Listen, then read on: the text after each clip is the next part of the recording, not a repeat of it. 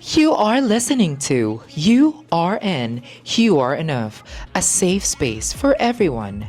Honest conversation, Filipino voices, the nursing journey, unfiltered. Simula na! You are enough. Ang kaligayahan natin walang kubas, di alintana kung walang pera. Basta tayo'y magkakasama, ibang-iba talaga ang Pasko sa Pinas. Uy, Kung meron. ano ba yan? Nagdadrama ako dito. Parang hindi sa akin familiar yung kanta na yun eh. Kanta yata yun ni Yeng. Ano yan? Oo. Ito yung, parang ito yung lagi kong naririnig na kanta. Tinan Ano mo. yan? Alam mo to eh.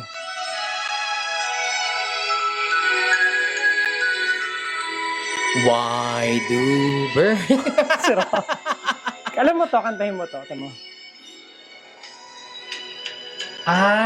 alam ko na yan. Kantahin mo. My idea of a perfect Christmas. Jose? Marie? Hindi. Jose- Jose Marie? Ano? Marie Visceral. Naging vice pala yung ano. But anyway, yes. Alam mo naman sa nalalapit na Pasko ng buong mundo. Siyempre naman buong mundo yun, no? Totoo. At anong tawag dito? Nakaka-homesick ng very, very light. No? Talaga ba? So considering nakita mo yung mga ornaments and Yeah, these decorations, talagang very Christmassy Mhm. na po dito sa bahay ng ating friendship na Pasalamat tayo ulit kay... Miss Natalia. Natalia. Yes, perfect. But Alright. of course, welcome back again. My name is Jet. My name is Ryan. And welcome to URN. You are Enough. enough. Yes, ayan. How are you, Jet? Good naman. Medyo busy lang for the last couple of weeks. Anong pinagkabisihan mo? I'm telling you, ang dami talaga. Hindi ko na parang Okay, let's go. Ngayon. Let's do a life update quick. No, Right. siguro for the last 2 weeks talaga wala akong off. Considering yung practicum, yung military weekend, then babalik ulit sa work, and then practicum. It's like, just a cycle. But I know at the end of this mga kabisihan moments, I believe na, there's always yung blessings sa lahat ng labor Of course. natin, di ba? naman. How about you? Sa akin, life update. I changed role. Oh, wow. Yeah. Sabihin natin sa mga natin, Oh, mga viewers natin. Nagbago ako ng role. From education, nandun ako sa electrophysiology. Well, yes. Yeah, that's kapatid siya really- ng Katla. How was it? How's it? Like your first few days working in a different setting. How do I describe it? It's Because it's like for other Thrilling. people, like you're from infection control, then you like training, work as training, and then education, med-surg. medical surgical Yeah. bedside, then education again, then now going into like something more of like a procedural. Procedural. What can you oo. say about it? Ano siya, parang ito yung mga unknown or unknown area of nursing na I'm in heaven. Wow. No, really, I'm in heaven because That's nice it's to know. procedural. You just follow a case. It's a very strict routine Mhm. para sa sa information ng iba. Like, I think you cannot actually compare it with PACU. Correct. It's more of like an OR Mhm. thing. Yeah. Anyway, But anyway, before we begin, I would like to, for those, for our friends that actually do not understand Filipino or Tagalog, I would suggest to turn on their YouTube translation. Am I the correct? caption. Yes. Mhm. It's just for them to like relate to us. That's our Yeah. goal anyway. But anyway, why are we here again? And we'll do our best to speak in English as much Yes, we try. We will try. We'll but, try. but of course, as I needed the Tranexamic. We needed some break Yeah. from English. We just started and we needed a break already. But Already. anyway, yes. So, So what are we for up to this, for tonight? Yes. Since nakita mo ako na kanina nagdadrama ako and everything like that, parang ang sarap pag-usapan. Huh? It's nice to have a conversation about let's have what we conversation. miss about the Philippines What we miss or during what are we still missing? yes, what we miss about the what do you call this, yung holiday season in the Mhm, Philippines. yeah. Yes. So Mhm. So, yeah. So let's start. Natalia formulated few questions again. Again. Yes, Thank yes, you, yes, yes. Natalia. So let's start. Okay. So wait, hold on, what's this? Ano yung una? Kasi ito yun. Childhood Christmas memories in the Philippines. Oh, Wait, okay. okay. So what was Christmas like growing up in your hometown, Ryan? So I grew up in the streets of Tondo. Si Miss Catriona. Hindi, lumaki kasi ako sa Laguna, no, sa Calamba particularly. Growing up, siguro yung mga memories I have, caroling, though hindi ako magaling kumanta, ano ako sa mga nangangaraling. Then, yung namamas ko, you go house to house. Yeah. Kasi parang it's a Filipino culture whenever it's parang Christmas season. So, you're expecting gifts from your godfather, Giving grandmother. gifts, exchanging Yeah. cards. Kanta. Hindi, tapos nagbabahay-bahay ka kasi you're hoping someone will give you an aguinaldo. Yes. Aguinaldo is a form of gift sa atin. Yeah, it's Pwedeng- gift giving. Gift giving. Yeah, So, it pwedeng could pera, be ganun. monetary, it could be something like food, it could also be like, like a toy. Yeah. Um, Ang mahirap dito kapag pera, kasi sabihin sa'yo ng parents mo, ako muna magtatago. Yes. Tapos, And then after 18 mo daw makukuha. tapos Kasi, wala naman talaga. yes. Pag kinuha mo pag 18 ka, ano maririnig mo sa parents mo? Pinabaon ko na yan sa'yo. Okay, kulang pa yan. But on my part, growing up, actually, my mom she's from Pililla Rizal. Your mom is a ma'am. Yes. No, my mom. But your mom is ma'am. Because she's a teacher. Yes. So, ma'am, teacher Eva is from the province of Rizal, and my dad is from the province of Cavite. So, growing up, we kind of like, spend Christmas in, sa Pililla Rizal, and then sometimes naman sa father's side. So, it's just like a mix of everything. Okay. But over the years, I have much more of like a recollection doon sa mga tradition sa mother side ko. What are Kasi I those? think, like typical Filipino traditions, like for example, like monito monita. Oh, you do Yes, we do that. I miss that. I miss that a lot. Growing up, we do a lot of monito monita. that? So for those people na who do not know what monito monita is, it's like yung exchange gift naman. But then again, there is like a There's a song twist. though. Yeah. there's a twist. Yeah, so I think alam naman nila ito, but then ito talaga yung nami-miss ko na you saying like I love my monito, I don't know. something like that. I love my monito. May kanta? Yes, I do. And then you try to like parang kunyari ko yung monito ko, but then there is like another relative over here. I love my monito, and then I will like parang You're gonna bait them. ganon na try to convey like a gesture na sa kanya ko ibibigay, pero in reality, sa'yo ko pala ibibigay. Something like that. Which, gives me a lot of nostalgia kapag, Okay. kapag, What else? Ano pa ba? Parang it's unique to Filipino. I don't know if it's unique to Filipino culture. yeah. But then, kasi dito sa bahay nila, Natalia, since Filipino yung mom niya, di ba? Mhm. They have a lot of like Christmas decor na Filipino, Mhm.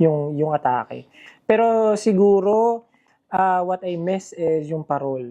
Oh, yeah. Di ba? Mhm, Yung the very gawa sa iconic kapis. parol. Oh. Parol. Then, simbang gabi. Simbang gabi, yes. Ano ginagawa mo pag simbang gabi? Ako kasi, palaki talaga ako ng What's lola simbang ko. gabi for our viewers ba? So, I think simbang gabi, it's a misa de gallo. We call it I think misa it's de different. gallo. Misa de gallo. No, Misa de Gallo is is done like Misa de gallo break is of dawn. simbang gabi. simbang That's gabi simbang is like for gabi. No. Ang simbang Ah. gabi, madaling araw siya. Pero tinatawag lang siyang simbang gabi. But we have to anyway. Kasi Maybe meron kasi diyang mga parokya. Edgar. Oo. Talaga naman. May mga parokya kasi na gabi nila yun ginagawa. Okay. Depende I think sa population ng Or depende sa parishioners, needs ng ganon. population. Yes, kasi there was one time na parang subdivision dun sa Taytay Rizal Mhm. na they conduct their simbang gabi sa gabi talaga, I hindi sa see. madaling araw. But yes, Then after the simbang gabi, yan yung mga, usually we have those, do you call it street foods ba? Or, I like, think it's more of it's a like, Filipino rice cakes, right? I think, yeah, Wow. which is seasonal. Yeah, seasonal. We have bibingka, Puto Bongbong. Puto Bongbong. Mhm. What else? Those are the two popular parang mga pagkain Na during very Christmas iconic season. during Christmas season. Mm. Correct. And Yeah. we mentioned caroling. And also, I don't know if alam mo. they're doing it here The what? sa school. I'm not really sure. But yes, that's one of the things talaga na parang sabi ko gusto kong balikan ko pagka ng kabataan We're ko thinking was the same thing, right? yes, Yeah, the what's that? Christmas party. Oh, School Christmas party in school. Yes, in school. Not syempre masaya ako. I was always happy receiving gifts, giving gifts to my classmates and everything. Yeah. But also kapag kasi nag-Christmas party ka, that means to say bakasyon na. Christmas vacation na. Yeah. 'Di ba? Right. Yep.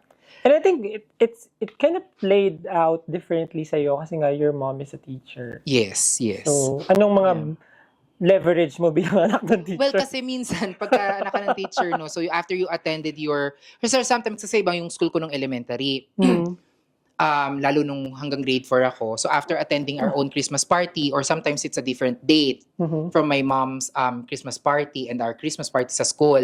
So sometimes pupunta kami doon, kami din yung magpa-facilitate, and sometimes we receive gifts din doon sa mga from mga parents ng mga bata. Or co-teacher. Yeah, mga co-teachers ng nanay ko. And that's really, really nice, no?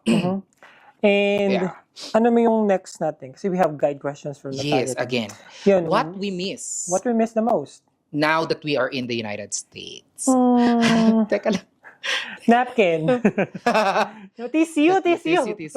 No, but yung hard siguro ano lang.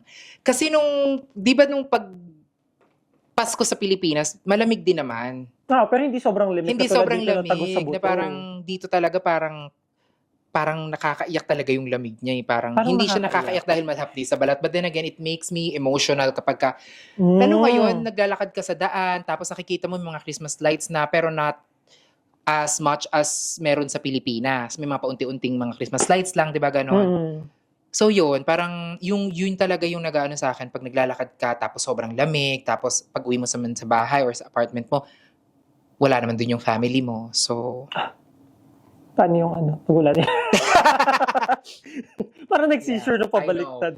Yeah. Ikaw naman? Sa akin siguro, syempre yung family nga. Kasi sa amin kasi, hindi ko maintindihan kasi talaga eh. Parang, sa amin kasi, si nanay, at saka si tatay, mas binavalue nila dati yung New Year. Kasi nga gawa ng Chinese heritage to namin. Pero syempre, nung we're growing up na meron na kami mga kanya-kanyang desisyon, we intentionally celebrate more yung Christmas kasi nga I think it's more important to celebrate Christmas as compared to New Year. Kasi parang ganyan yung parang choices of Filipino kasi siguro gawa ng wala tayong masyadong pera. Bili natin kung saan mas maano yung celebration. So sa akin, mas gusto kong celebrate yun. Ayun yung nami-miss ko sa Philippines. Yung celebrate yung Christmas with my siblings.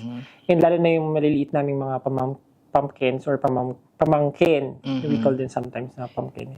Yeah. So, yun yung nakakamiss. Tapos, syempre, yung dadating ka na may mga luto ng pagkain. Correct. No, after galing ka ng ospital. But yes, at ako naman kasi dun sa Christmas and New Year celebration, we still celebrate yung Christmas. But then, mas, kasi parang feeling ko hindi ko siya na-feel na mas importante yung Christmas or, yung New Year. It's just like, I feel like it's a week-long celebration. Parang gano'n. Kasi mayaman kayo. Wow! Grabe naman yung mayaman kami. Hindi naman sa gano'n. But then again, para kasing pag nag-celebrate ka na ng Christmas, oh my God, ito na yung simula nung masayang habang bakasyon pati. Yes, gano'n. And then, you look forward na ito na yung New Year. May mga paputok na, may mga fireworks and all that stuff. Hopefully, by January 2, it's not, classes doesn't resume. Diba? Na sana hindi agad-agad mag-resume yung classes. Pero Jet, yun, question. Do you still feel homesick, especially kapag holidays, yung Christmas, ganun? Ngayon kasi parang napansin ko, third year na natin dito, no? Third year. Thanksgiving actually has a special place na sa puso ko ngayon. Yes. Though dati hindi naman natin like, Yeah. ano I yung would agree. Thanksgiving? Parang Bakit may first turkey, year, etc.? parang first year, hindi ko talaga Hindi na-appreciate Pero yun. by second year, yung third year ngayon, parang, ay, Thanksgiving, parang, meron na siya talagang special. Oh my God, kailangan na natin. Kasi may mga friends na rin tayo. We start to... We somehow parang, ano ba? Immersed. Na-immerse na natin yung Correct. sarili natin. Mhm. So, do you get homesick pa rin ba during Christmas? I would say na if maybe mga from 1 to 10, siguro mga 2 to 4. 2 to 4. Yeah. Nalulungkot pa din kasi syempre no, especially yung mga Filipinos na may mga family members din dito sa Amerika na nagse-celebrate, na they try to yung mag-celebrate ng close dun sa celebration sa Pilipinas, tapos ikaw wala ka naman ding family members dito. Although we have each other here. Nasabi nga natin, it became our Family. United States family. Yeah. Tama. Ako din siguro yung nami-miss, kaya nga, parang ang weird kasi kinalakihan ko kasi parang mas abang namin yung New Year eh. So, pero yung Christmas nga yun, pag Christmas kasi, yung Noche Buena. Tama, Noche Buena ba yun? Noche Buena pag Noche Buena. Christmas. At tapos kapag New Year, Medianoche. Medianoche, yun. Gigising kami yun yung mga namimiss ko. Pero siguro, as you matured and as you really learn yung acceptance na, eto na rin. Alam mo yun? Ito na yung meron kayo. So, be grateful din kung ano yung meron ka. At least din naman, somehow, alam mo din sa Pilipinas na they do celebrate Christmas and naalala ka naman nila siguro. Exactly. Feeling ko patay na tayo. Hindi naman siguro. Hindi naman ganun. Oo, ganun. But kasi syempre malayo tayo sa family natin eh. Yeah. Working shift sa Christmas. Ito napaka-rare ko siya na-experience sa Pilipinas na nag-work ako ng Christmas. Kasi nga, hindi ako na masyadong habang nag-staff nursing. Or usually, naka-off ako talaga ng Christmas eh. New Year, ganun. Yung working during holiday. Ako kasi ED kasi.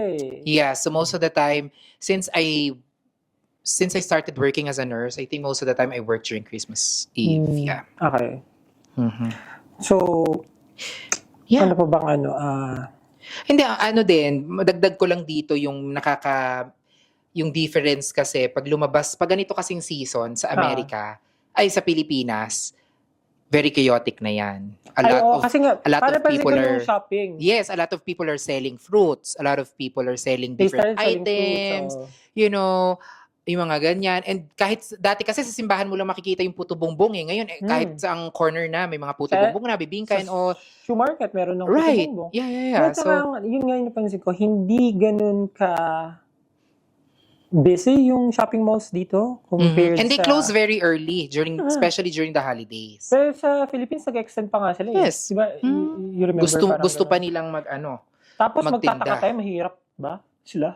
Kaya nga. Tayo? No, pero kasi alam mo naman ang culture natin mga Pilipino. May 13 month tayo, 14 month bonus. Yeah. Ito pa yung feeling ko scam. Scam yung White Christmas. Akala ko dati may enjoy ko yung White Christmas with all the snows. But then, the cold feeling tagus sa bone marrow mo talaga. Parang, never ko talagang naisip ko dati parang, when it's Christmas, I'm gonna make a snow angel. But then, parang, even when you're wearing your boots or naka-puffer jacket ka pa, ang lamig-lamig. So cold na parang hindi ko gusto yung lumabas hanggat maaari. Even now, di ba, nag-snow nung nakaraan? Wala ako dito kasi nung nag-snow nung nakaraan. Ay, nga pala. I was busy doing something Okay, else. moving forward. Ito yung isa pang question. How we cope and stay uplifted? How do we cope? Nasaan na ba yun? Yan, how we cope and stay uplifted? What helps you stay connected to Filipino Christmas traditions? Nasaan na ba yun? Ito. Andun pala tayo. How we cope and stay uplifted. Well, I think ako kasi siguro sa ibang Filipino, they tend to work or pick up more shifts para ma-divert yung lungkot. Or they tend to suppress their feelings na they miss their family. Yeah. Pero after ng shift naman, syempre, I think, ako naman, I think one thing I do for me to make sure na pa din, yearly ko kasi ginagawa na bumibili talaga ako ng You mentioned that. ng mga mahamon de bola, ganyan, just so, Mimigay ka. yes, na namimigay kami para doon sa mga tao na mamasko. Just to share your Just to blessings. share it, Oo. parang gano'n. Yeah. Then, how And shout out dun sa binibilan ko kay ate. how do you bring the Filipino vibe into your home here? Ano ginagawa mo? Noong unang taon, naalala mo yun? Ano yun? Yung first year ng Christmas party natin dito sa Amerika, you were still living dun sa may Silver Spring something. Oo. Tapos, Bukod sa exchange gift, oo, tapos yung naalala mo yung nag-start ng prayer, tapos hindi, sorry po, no? Hindi mo kami nagtatawa dahil sa prayer. But kasi, may nag-pray kasing simula, tapos yung may sumunod ulit na nag-pray. Parang, ngayon, parang nangyari, ganito, Parang naging- magpe-pray na, thank you for this, year, blah, blah, blah. Tapos pinasa yung mic. Thank you, Lord. Sa Parang ganun. naging- Hindi, parang nasunod yung sumunod na pressure na siya. Hindi na tuloy siya nakapag-pray. Parang naging kuwela. Yeah, but anyway, yun nga. I think we bring the Filipino vibe sa culture here. Kasi tayo we plan ahead eh. Yeah, what we we plan want ahead. what we want to celebrate, because if we want to celebrate Christmas together or we want to celebrate like New Year's together. I think kaya naman natin yung ginagawa kasi nga may kanya-kanya tayong schedule kasi. Exactly. So, kailangan na natin maging parang in sync with everyone dun sa schedule ng isa't isa. Yeah. Ano pa ba? Any routine, sabi music, decorations or food that help. Mhm. So ako hindi ganito lang yan. Pagka nagsimula na yung September, yung September, dati sa Pilipinas, pagka nag-September na, Burr yes, the Burr months, like Filipino people will start decorating their houses, put like Christmas trees and stuff.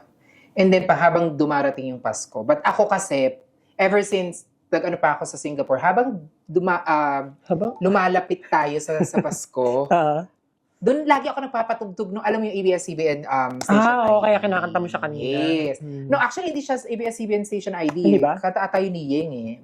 Ni Yeng. If I'm not mistaken. Pero, yes. Siguro na-connect ko lang si Yeng kasi taga-ABS-CBN. Correct. Hi, Yeng! Wow. Close kay Yeng. Yeng. Ano Yeah. pa? Ano sa'yo? Yung Filipino dish na Christmas, yung theme talaga. Filipino dish na namimiss ko. Na parang nakakain mo lang siya kapag Christmas. Wala, kasi kaya Hindi ko naman. Pero kasi wala naman nagluluto ng hamon nang hindi Pasko. Yung hamon de bola, sino makakabili ng hamon de bola ng June? Pero meron ba dito? I think meron sila yung parang hind leg. Okay. Pero hindi siya Hindi specifically kagaya for nung sa Christmas lang atin. talaga. I don't think so. Hindi siya seasonal eh. Hindi siya Yeah, seasonal yeah. eh. Sa kanila yung turkey na malaki talaga Yeah, seasonal. yeah. Okay. So, what the season teaches us as immigrant? What's this season teach us as immigrant? As an immigrant. Nakakaiyak naman ito. Sige, iyak mo yan. Well, ako I learned how to appreciate more yung culture ko sa Filipino and understand more na kasi dati, di ba, akala mo nung bata ka, pagka Pasko, buong mundo ganun yung ginagawa. Tama, ganun talaga. So, when you get Magtataka ka ba't di different nasali sa places- Christmas party yung isa, Correct, yun, walang correct. exchange gift. Pero dito parang it opened your eyes more na Wow. not all people are Catholic. Yeah, and not all people celebrate Christmas. Yeah. And siguro what I learned is that yung more of like gratitude, Yeah. kung saan ako nagsimula, kung sino ako as a person. And yun, yung culture ko kasi parang lalo ko 100%. siyang minahal. No, ganun. Ang swerte ko pala having that culture na masaya. Sa akin siguro kung ito yung question, no? What has spending Christmas abroad Taught you about yourself? Siyempre, yun rin tayo na parang I'm enough as I am. Without without the gifts. Yun, and kahit hindi man ako magaling kumanta, kasi hindi talaga ako marunong kumanta. Right. So parang, I'm Right. nakapatay yung mic. Correct. Hindi, parang, I'm good enough for my family or for, lalo na doon sa mga tao na kilala talaga ako. Kasi nga, alam nyo ako, hindi talaga ako magaling pumili ng regalo. Mostly ang go-to ko ng regalo, parang 2 taon siguro yun, o isa lang ba? books talaga yung binibigay ko. Pero until now, yung isa kong kaibigan, hindi pa rin binabasa yung book na binigay ko. Hindi ikaw yun. Yung nasa DC. Bestseller na book yun ng Si New York Topeng. Times. Minention si Topeng. Pati si Kuya Kessie. Si Kuya Kes. Yun, sabi ko. Kaya parang sa akin, ngayon, nag-iba na yung strategy ko this Christmas. Parang, I'll do with cards. Yun yung iisip ko. At saka parang, dati siguro kapag bata ka, yun nga, pagiging grateful din sa mga taong nakapaligid sa'yo, pati yung sa family mo. At the same time, hindi ko na nakukuha kasi yung joy ng Christmas dun sa material things. Mas binavalue ko yung quality ng friendship, yung time na ini-spend sa'yo, sobrang precious na. Kanina, mag-agree ako ng very, very light dyan sa time. So, hindi ka nag-agree lahat? Nag-agree naman talaga ako. But then, I just wanna share something about time. Saan ka nag-resonate pa? Dun sa time. Sa time, totoo. Kasi parang sabi ko kanina, I think we were talking about this certain issue sa buhay ko na parang sabi ko nga, ang swerte-swerte nga niya eh. Di ba? Kasi sa sobrang busy. Yung buhok mo. Ang swerte-swerte nga niya kasi binibigyan ko pa siya ng oras. Totoo. But that's the reality about it. Kasi sa considering my schedule and everything, I think yung talking to you and giving you time, spending quality time. Nanginginig yung chicks mo. Nanginginig yung chicks mo. No. Spending quality time kasi talaga dun sa mga tao that we love. Yeah. Sometimes we tend to brush it off or put it under the rug, yung mga ganyang bagay-bagay. Pero you'll never realize the value of person until you lose them. Totoo naman, until you lose them, right? No, nagtatako si Natalia sa until you lose them. Pero, so, sana I hope, no, each and individual will learn how to be grateful at that moment. So, tune in at that very moment na those people decided to spend their holidays with you. Those people intentionally plan their day just to be with you. Be it family, friends, or special someone. No, parang, kasi you cannot really bring back time dyan. Exactly. Diba? You know, kaya nga, yung ibang tao, they have regrets, no? They have regrets na, sana ganito. I mean, ayokong maging, kasi holiday ito eh. Oo naman. Pero, di ba, part of grieving ng mga tao, ganun yun, parang, I wish we did this and that. Yeah. But then, remember, we're only doing things based on the information na meron lang tayo. Exactly. So, wipe your tears. No, hindi naman. No, but, may naalala lang ako. Pero, yes, I think, let's play this, Pinoy Christmas rapid fire Ano questions. Pamimili tayo. Sige, sige. So, ikaw, Bago tayo mag-outro. Oo, Ano yan? sige, Go. Bibingka or puto? Bumbong. Bibingka. Ako puto bumbong. Okay. Jollibee Christmas Chicken Joy Meal or Noche Buena with family? Noche Buena family. Ako family kahit wala nang Noche Buena. Di ba? Okay. Favorite Christmas song? Hindi ko alam yung title eh. Tatahin mo. Whenever I see some voice. Ako siguro yung gusto ko yung kanta ni Ariel Rivera yun eh. Sana ngayon. Pasko. Iba yung tono nung sa akin. Sana ngayon. Mic off. Tama to. Ay! Relate ka dun sa kanta. Pasko ay maalala mo pa rin ako. But anyway, favorite simbang gabi memory? I hate the Jejemon Kids. Grabe ka si Jejemon Kids. Hindi, ang namimiss ko ilang-ilang during simbang gabi. Ako yung gigising kami magkakapatid. Tapos magsisimba kami. Ilan nga kayo? Apat kami magkakapatid. 8 kami. Apat kami magkakapatid, tapos magsisimbang gabi. Yeah. Kami lalo, kasi si Aki maliit pa. Okay. So yung kuya ko tsaka si G. A Filipino tradition you'll forever keep. Ano bang Filipino tradition na giving gifts still? No, spending time with family talaga. Yung monito-monita. Sa akin yun. Spending time with family dun sa table, kahit ano man yung food na meron kayo. Yeah. Okay. Thank you so much. Ayan na. Natapos din po. At naiyak-iyak pa si Jen. Hindi mo ako naiyak. May naalala lang tayo mga eksena. But, yeah. Continue to spread love to other people. Let you be the, parang symbolism ng message na pwede mong ibigay sa iba na they are enough. during this, not just during this holiday season, but like generally, Mm-hmm. all throughout the year. Alright. Cool. So, for me, my 30-second takeaways, let me remind everyone, you're enough even without your gifts. Even without all those material things, spend time with your family and cherish those memories with them. And hopefully, you will learn how to be grateful for Correct. what you have. And that's all. Again, this is Ryan. And this is Jet, and we want to greet you Merry Christmas. Happy holidays, everyone. And this has been URN. You are enough.